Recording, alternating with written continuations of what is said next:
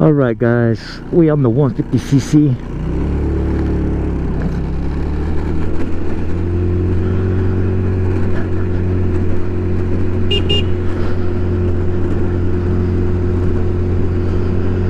And we just taking off right now, man. Scooter's still a little bit cold, but she'd warm up right now. Take it a little bit slower on these roads that's all messed up right here. The good news is that they're bringing in sidewalks. Let's follow that Jeep, shall we? Get off this bumpy road. Damn, hella bumpy.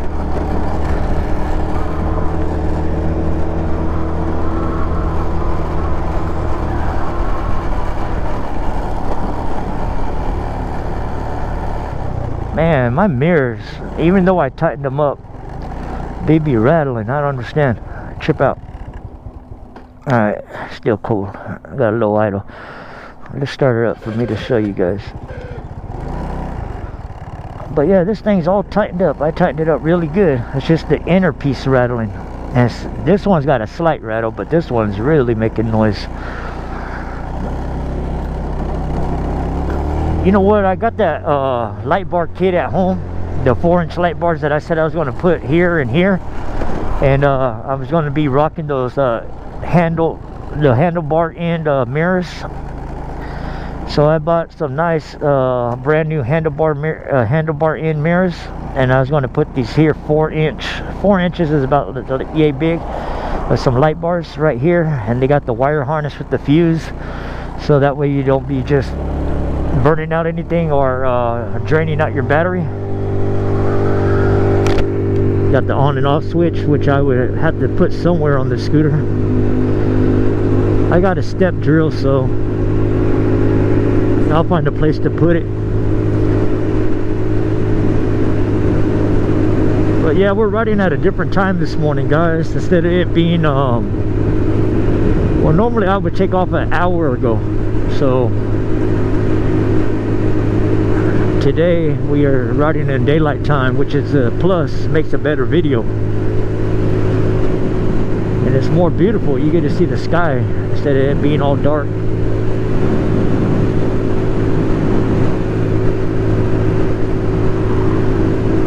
Go over here to my clinic real quick and hit shopping store.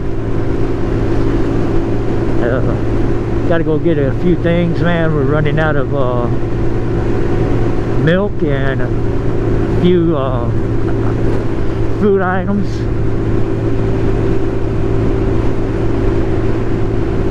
But yeah, we did find the problem to the shaking and the shuddering that was going on my scooter. It was the belt, guys. For anybody that was guessing, it was the brand new Kevlar belt was just breaking in or doing something. It just kept on slapping, kept on making, so all that vibration I felt was the belt adjusting itself. It was getting broken in. So when I buy these Gates PowerLink belts, I don't go through that. A lot of these Kevlar belts, you'll read where people say that, yeah, after 100 miles it'll start acting fine. No more shuddering, no more shaking. I ain't trying to go no 100 miles like that, man.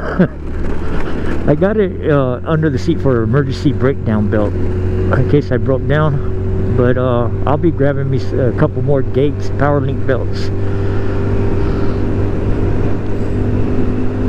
Yeah, I'm gonna stick with Gates, man. I had a bad experience with Kevlar. Maybe if I had a souped up scooter, but my scooter's basically stock. When I say basically, it's just, yeah, I upgraded the spark plug to NGK, upgraded the CDI box, and what else did I do? Upgrading my variator. No, basically just brand new OEM variators and clutch. Upgraded my my weights. I dropped the weights to 12 grams instead of 15 grams, so it's doing a lot better now.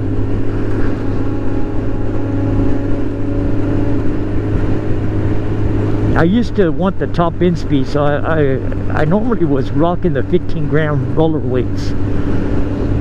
and that would give me 55 miles per hour, 54, 53, and maybe 56, something like that. But that's when I was traveling like three towns away.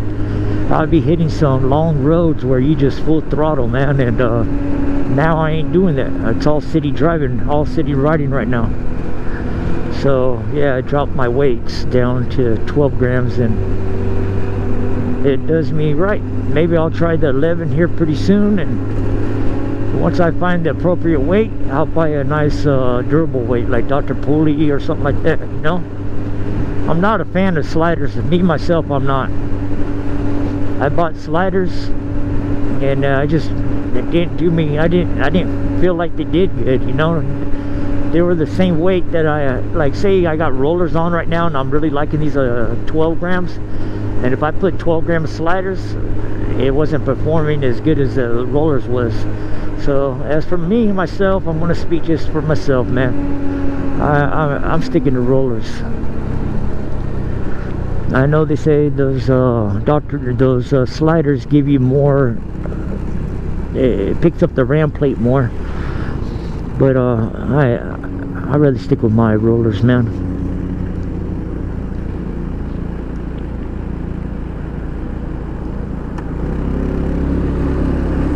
Yeah, no more shuddering, no more shaking. I'm liking that.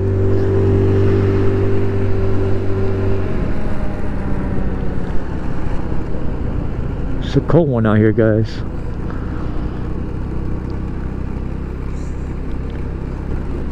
Alright, so basically I'll be right back in a second. Welcome back, you guys. So next stop will be Costless Shopping Center, which is a food store. Like to go do shopping. They got great deals there and stuff. So it's basically not your like high price grocery store, it's a bargain store basically. But it's got everything, man. It's got all your meats, it's got everything, but just they're not asking. Alright, so if I go over here and buy me a chuck roast, it's going to be almost $5 cheaper than it would be at like Save Mart or like at Food Max. So yeah, man, I go to this store. Damn, I gotta do my valves. That or either my there's two things I've been postponing, guys. Is a valve adjustment and swapping out my header. My header, I believe, has got a crack in it or something, which could cause that backfiring. And then number two, a valve adjustment could be causing that backfiring. And normally when you hear a backfire upon deceleration, it's because you got a what's it called, an air leak, man, a vac leak, and your you know, so basically a vac leak. So basically I've already did an examination, like inspect all my hoses on top. I switched out all my hoses, tightened up my carburetor, made sure my manifold wasn't cracked, my intake manifold. So I believe it's a valve adjustment, and change out my header. And if not, man, maybe it is my air box. I'm lacking a couple screws on my air box. Maybe it's getting a lot of air, I don't know. But my best bet is to do a valve adjustment, put on a new header, and add those missing screws to my air box.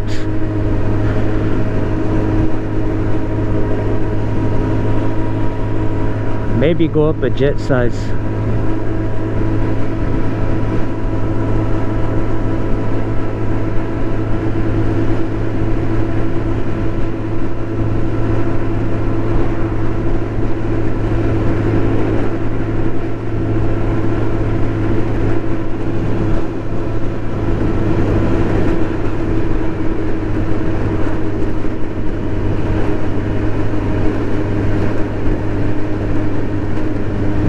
Alright guys, we're like 3 blocks away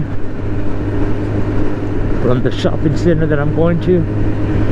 It's actually at that light that just turned yellow up there, the one that just turned red.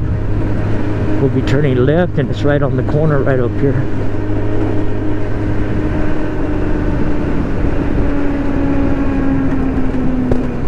And see, another little pop at the when I let go of the throttle. And I know what I'll be doing today. A little bit of scooter maintenance. I keep on thinking I gotta keep my I normally would be at the stop sign putting my brake on and trying to keep my scooter alive, but I done already fixed this problem. Now if anything, I just got way too low of an idle. Not way too low. Let's find out what kind of idle I got right now. I got an RPM gauge right there, so let's find out, shall we? I want to park in front of the store windows. Let's see. That's sort of blocking my scooter. Right here's a good sight. Alright, let go of the... Here's RPM gauge. Well, actually, my back wheel ain't moving. It's not moving. If my tire was up on the... a lot of people would be like, man, that's a high RPM. 3,100 RPM. They normally reckon like 2,000 and 2,500 would be a high RPM, or just right at the right level, I believe. I'm not too sure, but this scooter specifically, I'll get off of it. Okay, it's moving slightly, so yeah, it is a little bit high. Stand corrected. See the feature on this scooter? When I first got this scooter, that thing threw me off. I was like, why isn't my scooter starting, man? And it's all because of this kickstand on the 150s and cc's. Well, my 50cc, I don't know if there's any other 50cc's that's got that, but I believe in 150cc's do. A lot of your 150cc's come with the automatic kill whenever you put down your kickstand. I'm really not liking that, because every morning when I want to just warm up my scooter as it's sitting there, you have to sit on the damn scooter because of that. You can't just turn on your scooter when the kickstand's down, you know. I used to do that with my 50cc. I used to warm up my 50cc, smoke a cigarette, adjust my camera, and then when I hear when you could tell when that choke is on, the auto choke thing, because like the first 3 minutes it's pumping extra gas in there to start your scooter, and after about 3 minutes it'll stop doing that. Then you'll hear your scooter, the idle will go down, and that's normally when I would take off on my scooter. But there's a lot of people that would differ. They'll say, man, just get on it, crank it over, start riding. You know, you don't got to sit there and warm up a car. And I watched a lot of mechanics say the same thing with vehicles. They're like, there's a lot of people that believe you got to warm up your car, and a lot of mechanics say, you know what, you don't, man. That's what the oil pump's for. As soon as you start your car, oil pump spits out this oil, it starts getting everything lubricated, you're ready to rock. But I've always been a believer, man. When I grew up, I seen my grandpa warm up his car, I seen my dad warm up his car, so it's just something even if that oil's going around, it's not at the right temp yet, you know what I mean? You want it to get it at the right temp to do its job, I guess. That's my belief. But yeah, guys, let me go up in this here Costless Food Company store, and I'll see you guys on the way out.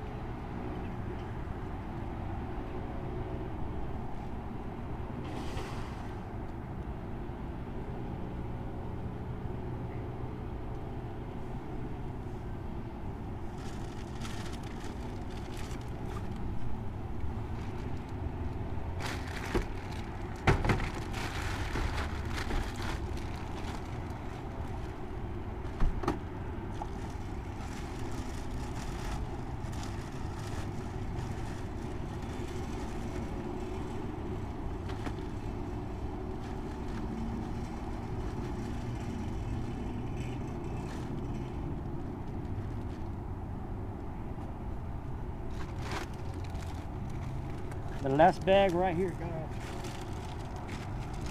You know, I gotta have my Dorito chips and my pan dulce.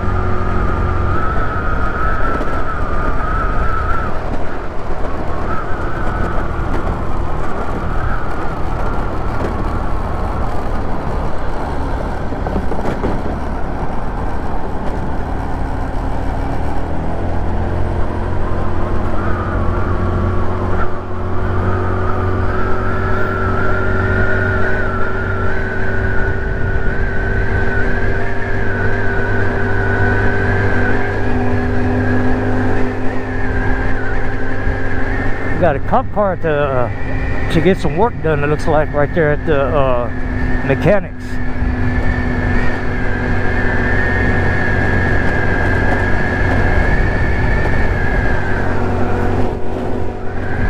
Make sure my groceries are still between my legs right here.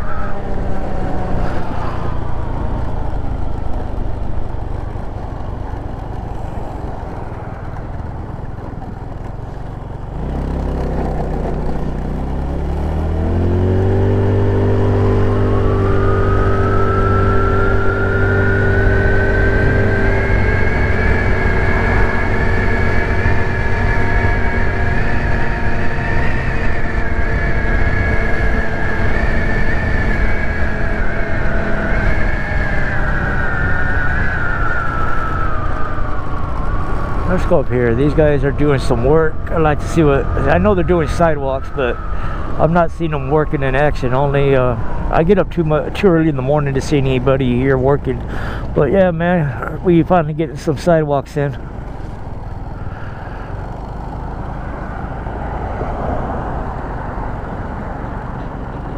Looks like they're overlooking some plans.